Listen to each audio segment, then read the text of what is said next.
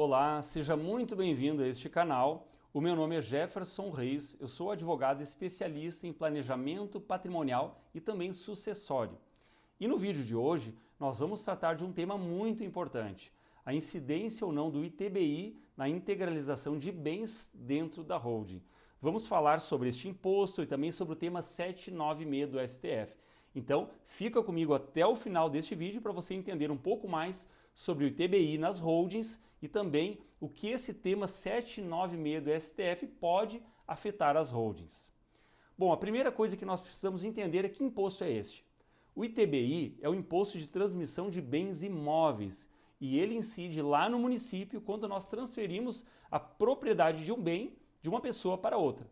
Mas a pergunta é a seguinte, nós temos que pagar o ITBI também quando nós integralizamos este imóvel para dentro da nossa empresa ou dentro da nossa holding? E seguindo então com este raciocínio, nós temos que pensar o seguinte, qual a previsão, o que a lei diz a respeito do ITBI na integralização desses imóveis para dentro da holding? A primeira coisa é a gente ir lá na Constituição Federal, artigo 156, está no parágrafo 2º, inciso 1º da Constituição Federal. O que diz lá? Bom, lá na Constituição está prevista a imunidade do ITBI quando nós integralizamos o capital social da empresa com os bens imóveis. Ou seja, eu pego o meu patrimônio que está na pessoa física e transfiro para dentro da empresa, integralizando o capital social. E lá na Constituição está prevista essa imunidade tributária. Então aqui a gente já começa a entender que existe uma regra constitucional que nos garante uma imunidade. Mas tem mais. Lá no Código Tributário Nacional, também no artigo 36, está previsto essa isenção do imposto na integralização do capital social com os bens imóveis.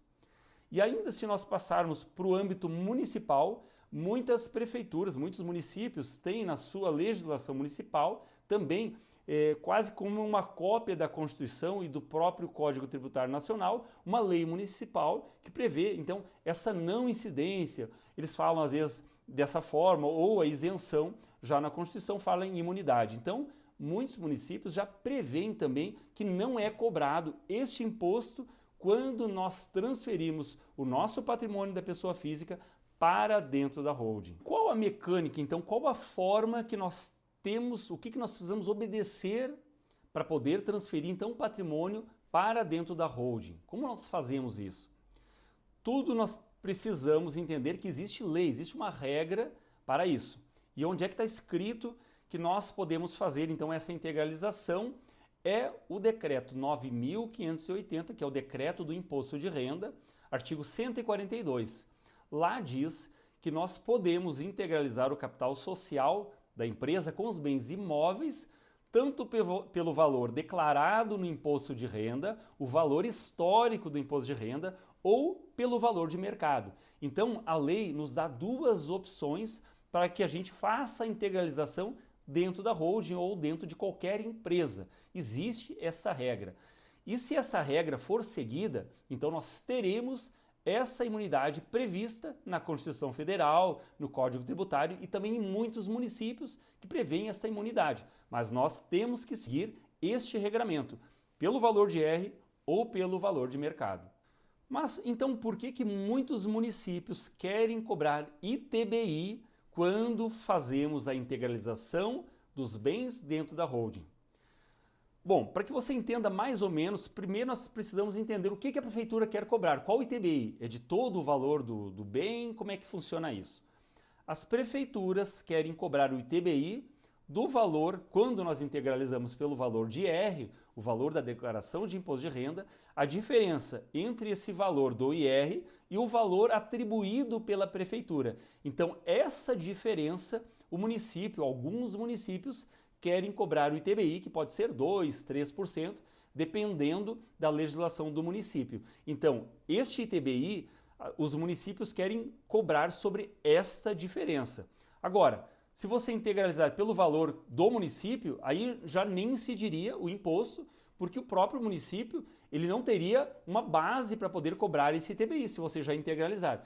Porém, se você integralizar pelo valor de mercado, aí você corre o risco de ter que pagar o imposto do ganho de capital, que é aquele imposto entre a diferença do valor adquirido, que até está lá no IR, e o valor de mercado. Então, se você tem a possibilidade de integralizar pelo valor de IR e a prefeitura não cobrar o ITBI, você não correria o risco de pagar o ganho de capital. Mas então nós nos questionamos o seguinte: essa cobrança do município, a cobrança do ITBI sobre essa diferença, ela é correta ou não? Qual a base legal que o município se utiliza para fazer isso? Na verdade, alguns municípios até fizeram lei, construíram uma legislação para fundamentar essa cobrança. Porém, alguma legislação municipal ela vai bater de frente com a Constituição Federal e também com o Código Tributário Nacional, que prevê ao contrário, que não existe essa cobrança sendo integralizado pelo valor de IR ou o valor de mercado. Mas os municípios estão se utilizando do tema 796 do STF. Foi um processo julgado no STF que partiu de Santa Catarina, onde fizeram uma integralização de bens imóveis dentro de uma empresa, onde não foi utilizado nem o valor de IR, nem o valor de mercado. Olha só, essa inconsistência na hora de fazer a integralização. E aqui é muito importante a gente fazer um parênteses e pensar o seguinte: na hora de construir uma holding, a pessoa que vai organizar esse sistema precisa conhecer a legislação para não cometer erros como esse que chegaram ao ponto de ter um tema no STF tratando sobre o assunto. Então, voltando ao tema 796, foi integralizado por um valor muito abaixo do valor do IR e também do valor de mercado, o que é totalmente equivocado. E neste caso, a prefeitura cobrou o ITBI, porque o valor declarado, o valor integralizado, ele era muito abaixo do valor de IR. Então a prefeitura cobrou o ITBI. Porém, essa família, essa empresa, eles entraram na justiça para que fosse então declarada a imunidade do ITBI conforme está lá na Constituição Federal. E por incrível que pareça, eles chegaram a ganhar parcialmente, ter uma sentença procedente neste caso. Porém, chegando no STF, o tema 796 disse o seguinte: que o valor excedente, o valor do capital social que for excedente ao valor do bem imóvel, até vou ler para você aqui, para ficar mais claro ainda como é que o STF definiu essa questão. O STF diz o seguinte: a imunidade em relação ao ITBI, prevista no inciso 1º, parágrafo 2º, do artigo 156 da Constituição, não alcança o valor dos bens que exceder o limite do capital social a ser integralizado. Aqui você precisa entender o seguinte: quando o STF diz assim, que o capital social na integralização não pode exceder o valor do bem, quer dizer o seguinte, que você tem uma regra para seguir. Você pode integralizar pelo valor do IR ou pelo valor de mercado.